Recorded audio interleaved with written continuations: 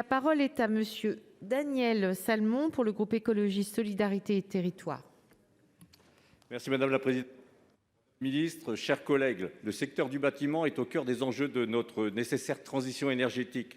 Celui-ci est responsable de 19% des émissions nationales de dioxyde de carbone et de 60% des tonnes de déchets produits en France. Des mesures fortes et ambitieuses sont aujourd'hui indispensables pour atteindre les objectifs de réduction de 55% des émissions de gaz à effet de serre à l'horizon 2030. Bien sûr, il faut continuer à construire plus, mais je souhaiterais concentrer mon propos sur l'éco-construction, encore bien trop marginale, alors que ses bénéfices sont multiples, écologiques, locales et d'une utilité sociale forte, car elle permet de lutter efficacement contre la précarité énergétique. Ces habitations, Madame la Ministre, répondent à l'enjeu majeur de l'aspect écologique du logement, qui consiste à consommer moins pour habiter mieux. Construites avec des matériaux biosourcés, souvent issus du territoire, à titre d'exemple, du bois de nos forêts pour les ossature, du béton de chanvre pour les murs. Ces biomatériaux peu transformés sont sobres en énergie grise. Un mur porteur en briques de terre cuite nécessite 4 fois moins d'énergie grise qu'un mur en béton armé.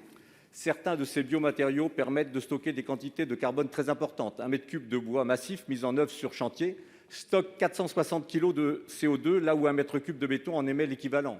Le gain carbone est donc de quasiment 1 tonne de CO2 par mètre cube. Ces logements passifs procurent un confort thermique inégalable. Leur degré hygrométrique, leur inertie leur permettent de rafraîchir l'air ambiant et donc de se passer de climatisation. Et le jour où ces habitations doivent être déconstruites, elles retournent à la terre, là d'où elles viennent, en générant peu de déchets puisque la majeure partie de ces matériaux est biodégradable. Bref, un cercle vertueux. Madame la ministre, allez-vous lever les obstacles pour créer de véritables filières locales de l'éco-construction, notamment de la filière bois et de la filière chanvre? Allez-vous faciliter la labellisation et la délivrance d'avis techniques pour les matériaux biosourcés? Je vous remercie. Merci. Vous avez la parole, Madame la Ministre. Merci Madame la Présidente, Monsieur le Sénateur Salmon. Je partage l'importance de la question de l'éco-construction et c'est la raison pour laquelle j'ai très fortement poussé jusqu'à son aboutissement le projet de nouvelle réglementation environnementale, la RE 2020. Cette nouvelle réglementation, dont les derniers ajustements ont été présentés il y a maintenant une petite dizaine de jours, porte une ambition extrêmement forte qui soutiendra le développement des matériaux biosourcés dans la construction, avec 3 objectifs principaux. D'abord, la sobriété énergétique.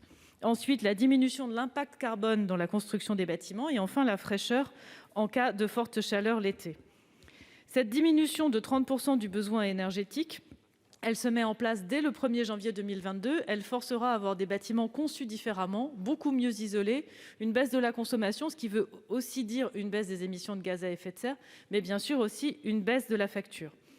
Sur le cycle de la construction lui-même, l'obligation de réduire progressivement jusqu'à 30% les émissions de gaz à effet de serre du process de construction, tout en garantissant la possibilité de mixité des matériaux, favorisera bien sûr les matériaux biosourcés tels que le bois, en ce qui concerne les isolants tels que le chanvre, mais permettra aussi des innovations dans les filières classiques type béton. Je pense notamment au béton de chanvre, mais pas que, ou plus généralement le béton bas carbone.